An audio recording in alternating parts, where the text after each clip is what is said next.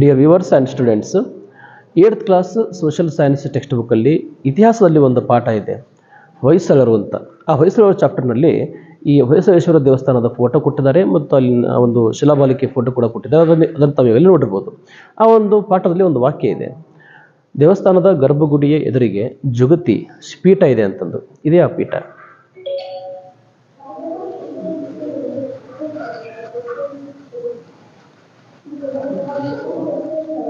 ದೇವಸ್ಥಾನದ ಗರ್ಭಗುಡಿ, ಇನ್ನೂ ದ್ವಾರ ಬಾಗಿಲು ತೆರೆದಿಲ್ಲ.